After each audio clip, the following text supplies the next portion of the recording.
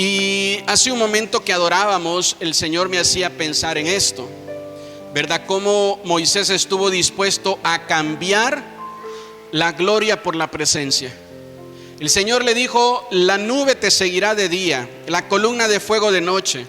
No habrá enfermedad, el maná descenderá todos los días. Tus enemigos no podrán vencerte, pero yo no voy a estar contigo. Y Moisés cambia todo eso. El día de hoy nosotros pensaríamos que ya estamos resueltos en nuestra vida si todo esto se nos promete y no nos dan la presencia de Dios. Pero Moisés no toma esa actitud. Le decía a los líderes el día lunes que algo que he estado leyendo y que me llama mucho la atención es lo especial que se volvió el cuerpo de Moisés. Moisés es el único ser humano que ha visto la espalda de Dios y ha quedado vivo. Moisés es el único ser humano que se transfiguró estando en este cuerpo corrupto, y su rostro, obviamente no se veía su cuerpo, pero tenía la misma luz que poseía Adán y Eva en Edén. Y cuando Moisés muere, dice la Biblia que Dios le da la orden al pueblo que se vaya y que Dios entierra a Moisés. Y no sabemos cómo, pero Satanás logra descubrir dónde está el cuerpo de Moisés, y en el libro de Judas dice que Satanás va a buscar este cuerpo, porque creo que era el mejor cuerpo que se le podía dar al anticristo. Un cuerpo especial, tanto así que tienen que bajar, ¿verdad? Miguel, que es el príncipe de los ejércitos del Señor, a pelear contra Satanás y a poder arrebatarle y quitarle este cuerpo. Y a poder decirle en el nombre del Señor, el Señor mismo, ¿verdad?, te reprenda. Entonces nosotros tenemos que aprender a honrar la presencia del Señor. Y hay un pasaje en la Biblia que está en 2 de Samuel capítulo 6. Leí este pasaje y en la semana un hermano me compartió un video y me hizo recordar y también confirmar la palabra para compartir en esta mañana con usted. 2 de Samuel capítulo 6 verso 3 en adelante dice: pusieron el arca de Dios sobre un carro nuevo y la llevaron de la casa de Abinadab que estaba en el collado, y Usa y Ahío, hijos de Abinadab. Este dato es importante, que veamos que estos dos muchachos son hijos de Abinadab. Guiaban el carro nuevo, y cuando lo llevaban de la casa de Abinadab que estaba en el collado con el arca de Dios, Ahío iba adelante del arca, y David y toda la casa de Israel danzaban delante de Jehová con toda clase de instrumentos de madera de haya, con arpas, salterios, panderos, flautas y címbalos. Cuando llegaron a la era de Nacón, Usa extendió su mano al arca de Dios y la sostuvo, porque los bueyes tropezaban. Y el furor de Jehová se encendió contra Usa, y lo hirió allí Dios por aquella temeridad, y cayó allí muerto junto al arca de Dios. Se entristeció David por haber herido Jehová a Usa, y fue llamado a aquel lugar Pérez Usa hasta hoy. Y temiendo David a Jehová aquel día, dijo: ¿cómo ha de venir a mí el arca de Jehová? De modo que David no quiso traer para sí el arca de Jehová a la ciudad de David, y la hizo llevar David a casa de Obed Edom Geteo. Y estuvo el arca de Jehová en casa de Obed Edom Geteo 3 meses. Por favor, diga conmigo: 3 meses. Y bendijo Jehová a Obed Edom y a toda su casa. Quiero hablarle sobre poder honrar la presencia de Dios. De Obed Edom aprendemos la importancia de honrar la presencia de Dios. Obed Edom no viene de ninguna tribu o de ninguna familia sacerdotal. Él viene de la tribu de Gad, ¿verdad? Es atrevida la propuesta que le hacen a Obed Edom. Obed Edom acaba de ver que un hombre llamado Usa, que sí es un levita, que sí es un sacerdote, que sí es un ministro del altar, que sí es un ministro de alabanza, acaba de ver que este hombre tocó el arca y murió. Y ahora el rey tiene miedo de llevarse el arca y dice: tenemos que hacer algo, no la podemos dejar aquí. Y entonces, por alguna razón que la Biblia no dice, señalan a Obed-edom. No es de una tribu sacerdotal, no es de Judá, no es de Leví, no proviene de ahí. Él es de la tribu de Gad. Y Obed-edom toma, ¿verdad?, la propuesta que le hacen y mete el mueble a la casa, ¿verdad?, a la casa de su familia. Al día siguiente de haber metido el mueble a la casa, al día siguiente la gente empieza a notar algo diferente en Obed-edom. La gente empieza a notar algo diferente en la familia de Obed-edom. La gente empieza a notar algo diferente en ese lugar. La gente empieza a notar algo diferente. Y la gente ve que esa diferencia permanece durante 3 meses. Y entonces van con David y le dicen: mira, ya ves que el arca estuvo en casa de Abinadab y no sucedió nada por un largo tiempo. Ya ves que el arca mató a Usa cuando la traíamos. No sabemos cómo, pero Obed-edom ha descubierto de qué manera esta funcione, se active de nuevo, el poder de Dios fluya, la presencia de Dios fluya, y ese mueble vacío ahora tenga el mismo poder al que temen aún nuestros enemigos. Y David empieza a buscar la manera ahora de ir, ¿verdad?, platicar o hablar con Obed-edom y preguntarle: ¿qué hiciste? ¿Qué es lo que has hecho para que ahora el arca esté bendiciendo a ti y a toda tu casa? ¿Qué cambió? ¿Qué fue diferente? ¿Por qué, si un hombre llamado Abinadab, que sí era un sacerdote, tuvo el arca en su casa durante muchos años, por qué él no logró hacer que el arca pudiera bendecir su vida? ¿Por qué no lo hizo él?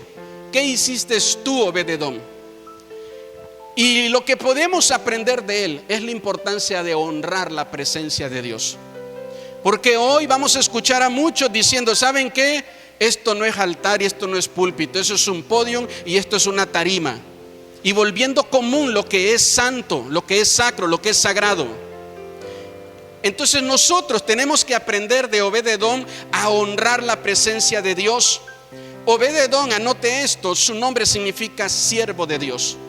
Entonces en algún momento los que estaban a la orilla de la casa sirviendo a Dios, a lo mejor, déjeme imaginarlo así para que podamos poner una imagen, ¿verdad?, en nuestra mente. Los que estaban allá atrás siempre con su escoba, los que estaban allá atrás siempre lavando los instrumentos ensangrentados que usaban los levitas para poder sacrificar animales al Señor, los que estaban sirviendo la casa del Señor, los que cerraban el templo al último, los que lavaban y limpiaban todo, empezaron a tener más honra que los que estaban en el altar.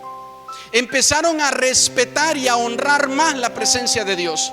Y Obed-edom significa siervo de Dios. Abinadab significa, su nombre significa levita. Era un levita y su nombre significa levita. Y esto es tremendo, mire. Obed-edom, perdóneme, pero no era digno. No era digno porque no provenía de ninguna de estas tribus. Pero sabe que todo aquel que honra a Dios, todo aquel que honra a Dios, Dios lo va a honrar. No soy digno de estar aquí, porque no soy perfecto ni soy mejor que ninguno de ustedes. ¿Y sabe por qué Dios empieza a honrar a las personas? Porque Dios no ve lo que los demás ven, sino que ve nuestros corazones. ¿Qué es lo que Dios va a ver de ti cuando estés en este lugar? La forma como venga vestido. Es que él viene de traje y de corbata, seguramente es más santo que yo. Es la honra y es la actitud. Hermano, la adoración a Dios no comienza cuando llegamos a la iglesia. La adoración a Dios comienza desde el sábado en la noche, que tú empiezas a hacer planes, que hasta empiezas a acomodar y a planchar lo que te vas a poner para presentarte delante de Dios el día siguiente. La adoración a Dios comienza desde la casa, desde que venimos en el auto, desde que venimos en el taxi, desde que venimos en moto, caminando, como vengamos. La honra a Dios es importante. Y Obed-edom descubre esto, el que es un siervo de Dios. Siervo de Dios, servimos a Dios y no nos servimos de Dios. Y aun cuando Dios nos sirva, tenemos que seguir sirviéndolo a Él. Hay diferentes momentos en la Biblia que vamos a encontrar ejemplos de resultados fatales por no honrar la presencia de Dios. Por favor, veamos lo que sucedió con Usa. y pongámoslo en nuestra mente. Hermanos, se ve más grave y se ve más exagerado. Usa, hay unas versiones de la Biblia, hay una versión hebrea que dice que Usa fue partido a la mitad. Aquí solo dice la Reina Valera que cayó muerto, pero hay una versión hebrea, ¿verdad? La versión Peshita o la Torre Samat, que dice que fue partido a la mitad. Entonces, si usted ve eso y usted ve qué fue lo que hizo Usa, vio que el arca iba a caer y dice que la sostuvo. Le pregunto, ¿cayó el arca? ¿Verdad que no? ¿Por qué no cayó el arca? Porque hubo alguien que la sostuvo. Y el arca continuó y siguió arriba del carro. Pero esa acción le costó la vida a este hombre. Esa acción le hubiera costado la vida también a Moisés. Y Dios le revela a Moisés el secreto. Y le dice, escóndete en esa peña, no puedes ver mi rostro, pero te voy a mostrar mi espalda. Cuando pase, abres tus ojos y miras. Entonces nosotros podemos ver el día de hoy que cuando queremos nosotros la honra para nosotros, entonces se nos hace fácil poner la mano en las cosas santas, en las cosas sagradas. Espérese que lo sagrado le toque a usted. Gracias por sus amenes. Espérese que lo santo nos toque, nos pueda bendecir. Es importante que nosotros podamos aprender a cómo poder honrar la presencia de Dios. Hay un recorrido que el arca hace y que quiero que usted lo vea conmigo, y es 4 sitios o 4 casas que el arca visita. El arca está siendo cuidada, está siendo custodiada por Elí y sus hijos. No honran la presencia de Dios, ven otra vez el arca como un mueble más, y el arca ya no tiene poder. Salen a la batalla, matan a los hijos de Elí como le fue profetizado Samuel, y los filisteos toman el arca, y dice la Biblia que se la llevan y la dejan en casa de Dagón. Dagón es un dios de ellos. Mire, leámoslo aquí en la Biblia, en 1 Samuel 5, 1 y 2. Cuando los filisteos capturaron el arca de Dios, la llevaron desde Ebenezer a Asod. Creo que varios de nosotros reconocemos esa palabra Ebenezer, que su significado es hasta aquí, el Señor nos ha ayudado. Fíjese qué tremendo perder la presencia de Dios en aquello en lo que Dios nos ayuda. No se preocupe que ahí mismo es donde la recuperan, también en Ebenezer. Entonces, cuando yo recibo la ayuda de Dios, la bendición de Dios llega a mí, por favor no pierdas la honra a su presencia, que no se nos vuelva común. El verso 2 dice, tomaron los filisteos el arca de Dios y la metieron en casa de Dagón y la pusieron junto a Dagón. ¿Sabe qué significa Dagón? Significa Dios de los peces y también significa primera raíz. Estas personas creían que el ser humano salió de los peces, que un pez evolucionó, se volvió un ser humano y brincó del agua a la tierra.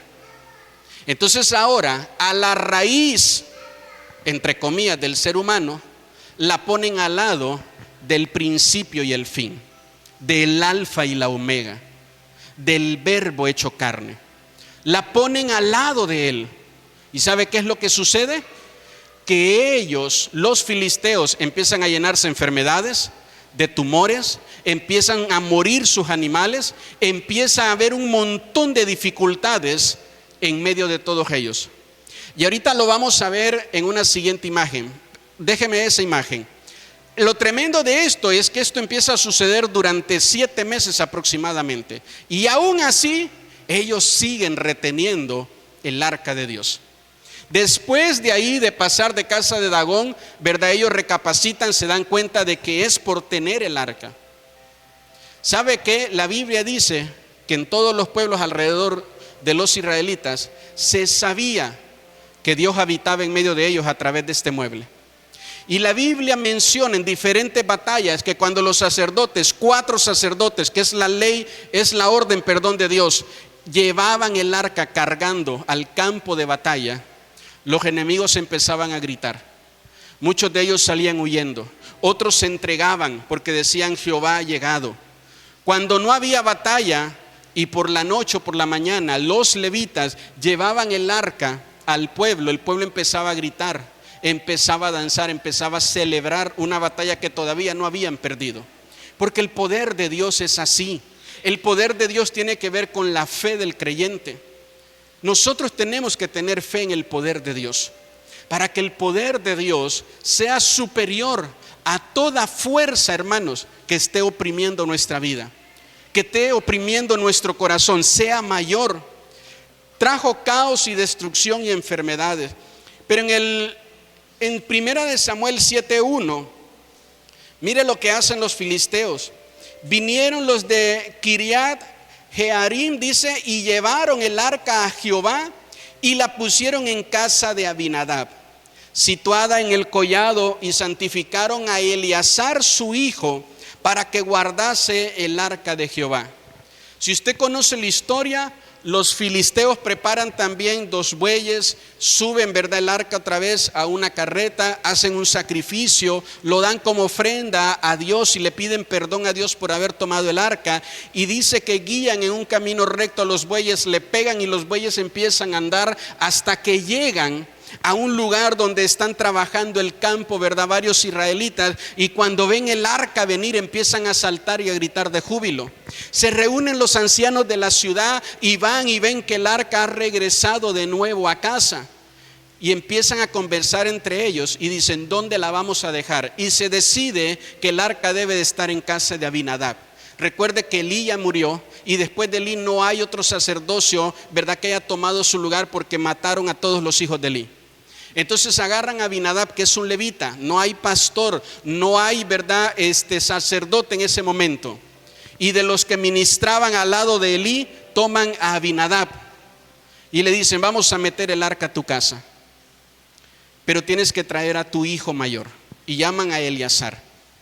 Y entonces ungen a Eleazar y le dicen: Eleazar, tu tarea ahora es cuidar esta arca. Tu tarea, Eleazar, es cuidar esta arca. Vas a estar y a ministrar delante de ella. Y entonces empezamos nosotros a ver cómo Abinadab, anote esto por favor, significa levita. ¿Cuál fue el peligro de Abinadab en su casa? Volver el arca un mueble común. Quiero leerle el siguiente pasaje para poder conectar estas 2 ideas. En el número 3, la historia que ya leímos, ¿verdad? David ahora es rey, tiene 30 años David. Entonces David está en la ciudad de Salem, que después se la cambia y se llama Jerusalén. Y lo primero, o una de las primeras cosas que David hace es decir: yo necesito el arca. Y empieza a preguntar por el arca. Y alguien le dice: ¿sabes qué? El arca ha estado en casa de Abinadab. Y el arca en casa de Abinadab llevaba 20 años, hermanos. Cuando el arca llegó ahí, David tenía 10 años. Ahora David ha crecido, tiene 30 años. Y él pregunta: ¿dónde está el arca? El arca, le dicen, está en casa de Abinadab. David, ¿verdad?, junta a toda la gente que puede, como lo hemos leído, junta cantores, junta músicos, todo lo que necesita.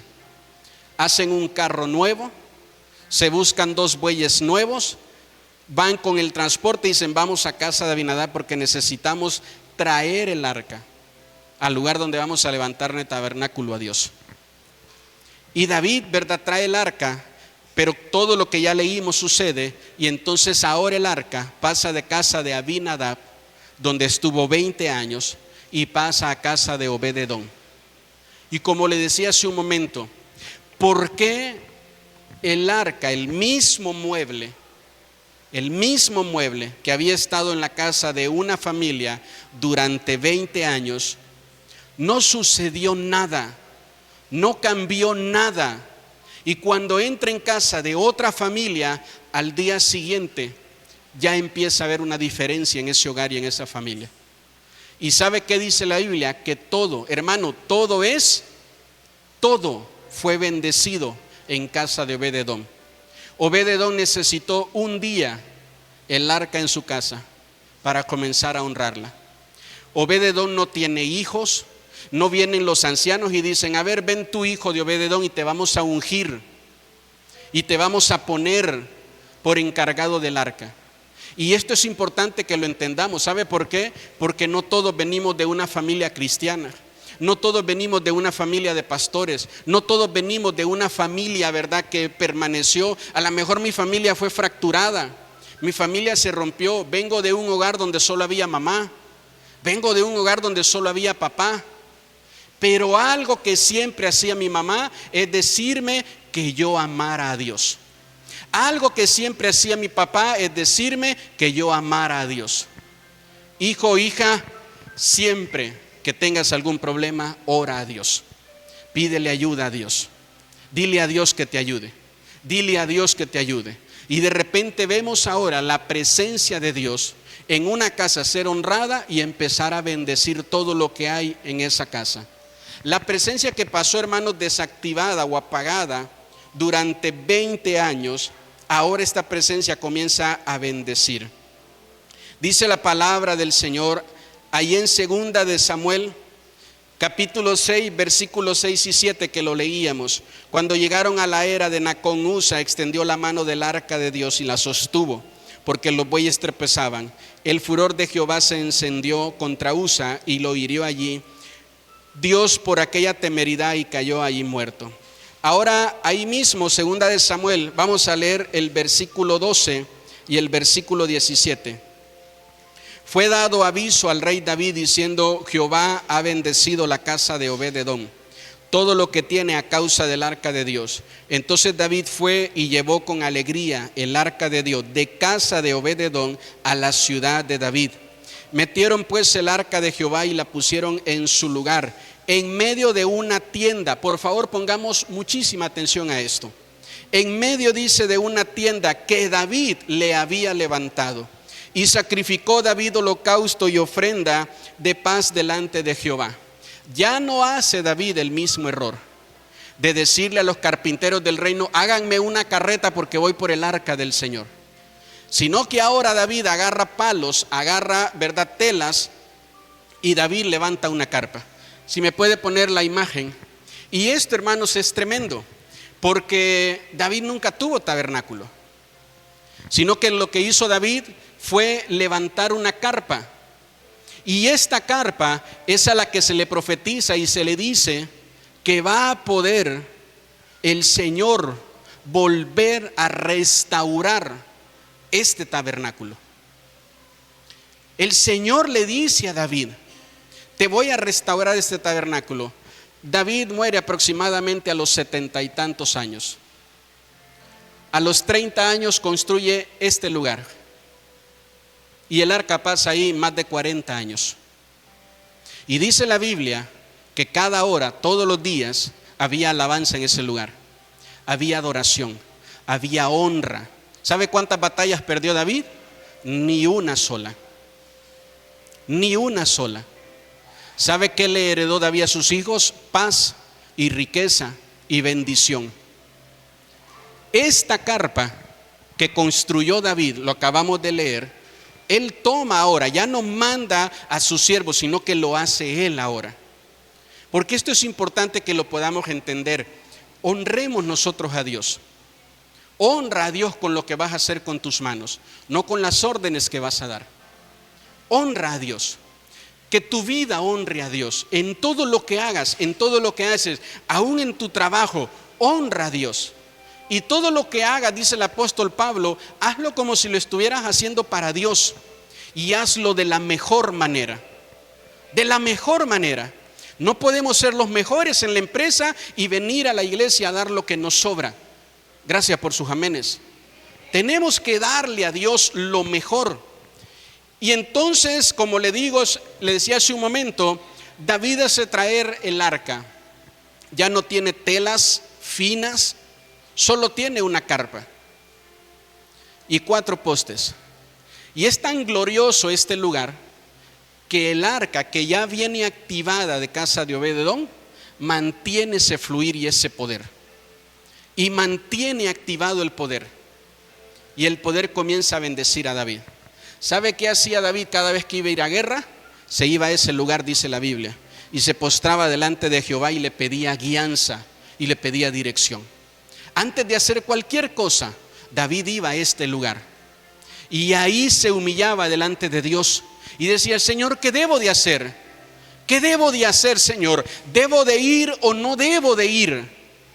Y dice la Biblia que Dios le hablaba de en medio de esa carpa, que Dios le hablaba de en medio de ese lugar. Por eso quiero que entendamos, por favor, que o podemos ser nosotros Abinadab o podemos ser nosotros Obed-edom. Nuestra casa puede ser la de Abinadab o la de Obed-edom. Si me pone por favor el tiempo que estuvo, mire, el arca en cada casa. Yo le invito a que usted anote esto. Los filisteos la tuvieron 7 meses.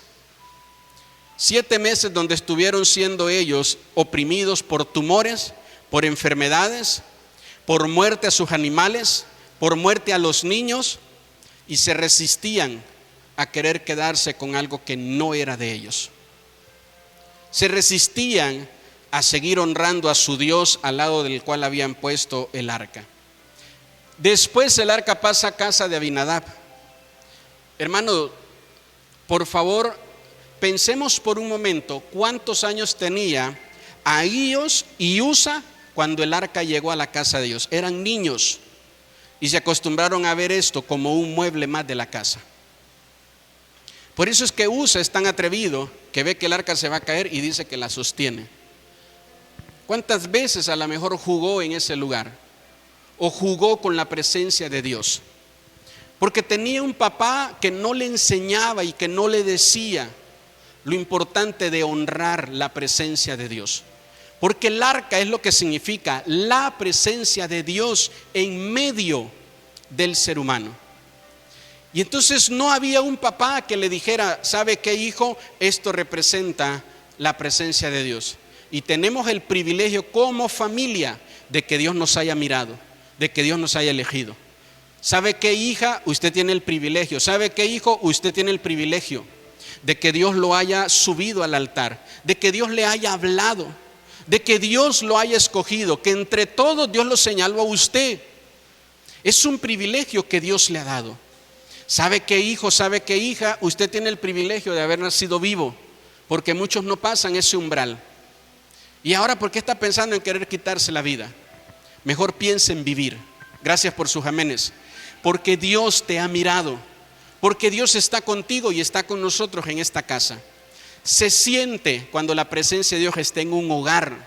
También se siente cuando en ese hogar hay muerte, cuando en ese hogar hay enfermedad. Se siente cuando en ese hogar hay depresión. Se siente cuando en ese hogar hay pleitos, hay contiendas. La presencia de Dios se siente en una casa.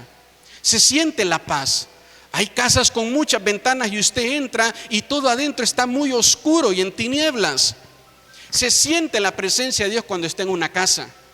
Cuando un papá, cuando una mamá toman la presencia de Dios y la llevan a casa y la llevan al hogar. No tenemos aquí forma de templo, no hay tabernáculo, solo tenemos una carpa. Pero Señor, si nos das tu presencia, la vamos a honrar y la vamos a cuidar. No va a ser común. No voy a poner al lado de la presencia de Dios en mi casa, ¿verdad? Como le he dicho a varios, aquí al lado de mi celular, en la aplicación donde tengo la Biblia, allá al lado también está la aplicación donde veo pornografía. No voy a hacer eso. No voy a agarrar la Biblia y me voy a ir al baño a sentar a hacer mis necesidades y al lado de ese lugar ponerme a leer la palabra de Dios. No voy a hacer eso. No voy a hacer eso. No voy a estar haciendo lo que usted quiera en la casa y también, ¿verdad?, al lado de eso haciendo cosas santas y sagradas. Aparte un tiempo para eso y honre a Dios. Porque le aseguro que si una persona, entre comillas, importante entra a su casa, usted deja de hacer lo que esté haciendo y le presta toda la atención a esa persona.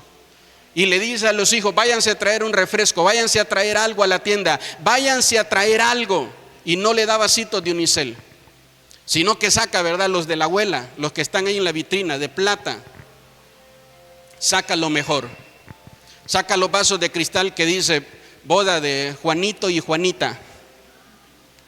Si usted entra a alguien importante a su casa, usted lo honra.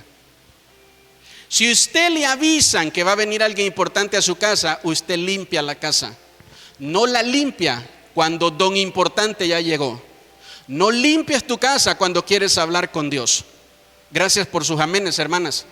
No. Antes que llegue a esconder toda la tierra y el polvo abajo de la alfombra para que no la vea don importante o doña importante. Honremos a Dios en nuestra casa. Honremos a Dios.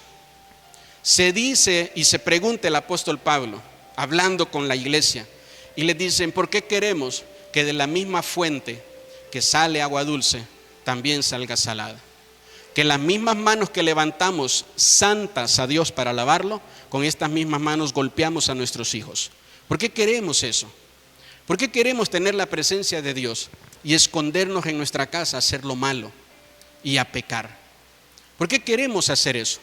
¿Por qué queremos la presencia de Dios? Señor, que no falte tu presencia aquí en mi casa, la necesitamos. Más cuando tu negocio está en tu misma casa. Que no falte, Señor. Pero tienes que saber que lo que estás pidiendo necesita de honra para que funcione. Necesita de honra para que funcione, para que esto sea activado. Y esto es lo que hoy nos quieren quitar como creyentes, el que honremos a Dios y el que volvamos a Dios tan común, pero tan común, que podamos estar con Dios viviendo 20 años de ser cristianos y no ver nada de Dios en nuestra vida. Ver cómo nuestra familia se cae, se derrumba, cómo hay muerte, cómo hay enfermedad y muchas cosas malas en nuestro hogar, y no podemos ver la presencia de Dios. Llevo 20 años yendo a la iglesia. Llevo 20 años orando, llevo 20 años sirviendo a Dios. Llevo tantos años sirviendo a Dios, ¿y por qué no pasa nada? ¿Por qué no puedo cambiar? De verdad es más grande el poder del diablo, el poder de un pecado, que el poder de Dios. ¿Por qué tengo tanto tiempo en este pecado y no lo puedo soltar? Y he sentido el poder de Dios cuando oran por mí, me han profetizado, me han dado palabra de parte de Dios. ¿Y por qué solo regresando a casa otra vez mi mente se vuelve a llenar de ansiedad y de depresión? ¿Por qué regresando otra vez a casa? ¿Por qué regresando otra vez al trabajo no tengo ganas de seguir vivo, de seguir adelante? ¿Por qué cuando me voy de donde está alguien que tiene la presencia de Dios, regresando a casa, otra vez las cosas están mal? Y entonces me vuelvo un dependiente de terapia cristiana. Quiero venir a que el pastor nos hable cosas bonitas, pero que no nos hable de pecado, que no nos hable de eso, que no nos mencione nada de pecado, que no nos diga eso. ¿Y sabe qué? Podemos nosotros caer en juzgar el pecado de los demás. Póngame atención por favor en esto. Y esto es algo que tenemos que tener mucho cuidado, no juzgar el pecado de los demás. Y esto lo sabía perfectamente el hijo pródigo. Porque cuando el hijo pródigo regresó a casa, el hermano mayor estaba ahí para juzgarlo, para señalarlo. El hermano mayor tenía en su corazón odio. ¿Sabe qué pecado había en el hijo pródigo? Había alcohol, había pecados de la carne. Pero los pecados que había en el hijo mayor eran pecados del alma. Y lo que se pierde es el alma, no el cuerpo. ¿Sí dice amén conmigo? No, amén. Pero es que ese es el mensaje que gusta, el mensaje populista. Pero no es así. Entonces, mientras yo doy un mensaje donde ataco a la iglesia, donde ataco a los pastores, donde ataco las formas de la iglesia, todos decimos amén a eso, porque nos gusta eso. Nos gusta que el centro de la honra sea yo, minimizar mi vida de pecado y que nadie me confronte con ella. Nos gusta ese tipo de mensaje y es popular. ¿En qué parte del mensaje se habla de luchar en contra del enemigo? No, el adversario ya cambió, ya no es el diablo, ahora es la iglesia. ¿En qué parte se habla de luchar contra la carne? De tener dominio propio, de tener el espíritu que Dios nos ha dado de valentía, no de cobardía, y de vencer toda obra de la carne. No, porque no nos gusta ese mensaje. Entonces mire qué fácil, se lo acabo de hacer. Qué fácil que es manipular a la gente con un versículo y hablarle directo a la gente de lo que quiere escuchar en su alma. La culpa no es tuya, la culpa es del hermano mayor. La culpa no es tuya, la culpa es del pastor. La culpa no es tuya, la culpa es de los demás. No le voy a minimizar a nadie su responsabilidad delante de sus acciones, para que se sienta bien en el alma y en la mente. Pastor, si hacemos eso se nos va a llenar la iglesia calidad, porque hoy lo que la gente anda buscando es terapia. Pregúntele cómo le va a los psicólogos en sus clínicas. Están llenas. Necesito 2 sesiones a la semana, 3 sesiones, porque necesito que me estén diciendo que soy un campeón y que todo me va a salir bien. Necesito que me estén engañando la mente, cuando lo que tú necesitas en realidad es que tu corazón sea confrontado con tu realidad y que puedas reconocer que la ayuda está en Cristo. Que puedas reconocer eso. Entonces, claro de que no, los pecados más graves en el alma, no solo en la carne, los había cometido el hijo pródigo, que es la rebeldía, que es la deshonra a su padre. Pero es muy fácil manipular el día de hoy a muchos cristianos y darle un mensaje populista. Hermanos, honremos la presencia de Dios, porque podemos cometer un peligro de que nos podamos volver, de que podamos desarrollar una familiaridad, ¿verdad?, con la presencia de Dios. Y el concepto de esta palabra viene de la palabra familia, pero es en el sentido de que vemos algo muy continuamente, hablamos continuamente. Debido a esta condición se nos hace común detalles o dejamos de percibirlos. En otras palabras, familiaridad es acostumbrarse a algo al punto que ya no percibe su importancia ni sus características. El arca de Dios no puede volverse de esta manera para nosotros, sino que debe de ser honrada. Por favor, entendamos, mire, todo lo que a muchos hombres, a muchas personas les costó. Hay personas que ella tomó la mala decisión de deshonrar la presencia de Dios y la pagó toda su familia. Con la presencia de Dios no podemos jugar, no se puede jugar. La presencia de Dios exige la misma santidad del Antiguo Testamento. La santidad en el Antiguo Testamento no era por gracia, le costaba la vida a aquel que no se comprometía con una vida en santidad. Y la gente que no tenía una vida en santidad prefería no acercarse, no creerse el pastor o la pastora y ponerse a predicar porque piensa que es fácil y que puede hacerlo yo. Mejor decían de lejos: Moisés, acércate tú. Nosotros no. Porque la vez que se acercaron, sentían, dice la Biblia, que se iban a morir. El día lunes les hablaba a los líderes de una nube de gloria que los persiguió durante 40 años y los andaba persiguiendo en un camino equivocado y erróneo. Porque la nube de la gloria no estaba activa. Entonces sabían, la nube, la gloria, sabía que el camino que llevaban era equivocado y iban a ir a dar una vuelta. No era el camino hacia la tierra prometida, pero lo seguía. ¿Sabe por qué lo seguía? Porque Dios lo había prometido. Pero mientras lo seguía, los que estaban abajo de esa nube se quejaban. Los que estaban abajo de esa nube levantaban palabras de ofensas hacia el que estaba en medio de esa nube. Los que estaban abajo de esa nube no la honraban. No la honraban. Entonces usted tiene que saber que la vida de todo el que quiere cambiar comienza con reconocer a Dios. Que de eso les hablaba el domingo pasado. Y ya que lo reconozco, que Dios está en mi vida y me ha cuidado desde pequeño, desde antes de nacer, necesito honrarlo. Necesito honrar a Dios y hacerlo de la mejor manera. Si dice amén conmigo. Por eso nosotros tenemos que tener cuidado en esto. Vemos a Usa que murió y esto sucedió porque no era levita. Y le decía hace un momento que pusiéramos atención al significado del nombre de Abinadab. Abinadab era un levita que no levantó a otros levitas. Abinadab era un levita de los pocos que quedaban que no levantó a otro levita. Usa no era levita, simplemente era el hijo de Abinadab. Entonces, no porque sean mis hijos significa que ya vayan a tener un lugar aquí asegurados. Tienen que honrar a Dios y tienen que conocer a Dios. ¿Sí dicen amén, papás? Tienen nuestros hijos que tener una relación con Dios y conocerlo a Él. Quiero pedirle, por favor, que anote lo siguiente. A manera de pregunta: ¿qué hizo especial Obed-edom? Creo con todo mi corazón y entiendo que a pesar de lo que aconteció, de que él era geteo, como les dije, de la tribu de Gad, él no se sentía digno de que la presencia de Dios, que el arca estuviera en su casa. Él aceptó esta propuesta que era tan especial y peligrosa a la vez. Pero él aceptó.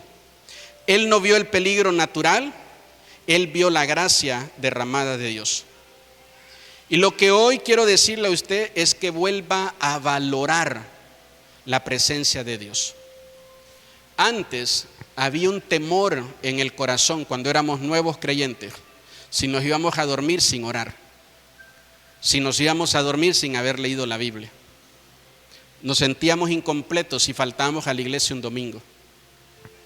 Si el día de hoy esa pasión ya no está en ti, es porque se te ha vuelto común y necesitas corregir esto. La vida, el gozo, la alegría, lo que nosotros querramos de parte de Dios, emana y sale de su presencia. Sale de ahí. Por eso es que lo que necesitamos nosotros como iglesia es tener la presencia de Dios. Es poder tener la presencia de Dios y ¿sabe qué? Cuidarla. Cuidar la presencia de Dios. Si hoy el Señor nos preguntara, ¿qué estás dispuesto a hacer por mi presencia? ¿Cuál sería nuestra respuesta? Si hoy el Señor te dice, dame todo lo que tienes y lo único que te doy es mi presencia, va a ir contigo. Si la presencia de Dios no tiene un alto valor para ti, no la vas a ver tan valiosa y por arriba de todo lo que tienes. No la vas a ver así. Pero si la presencia de Dios es valiosa para ti, no hay nada que tú obtengas en esta vida que tenga mayor valor. Y el día que Dios te diga, entrégalo todo, lo entregas y te quedas con la presencia de Dios.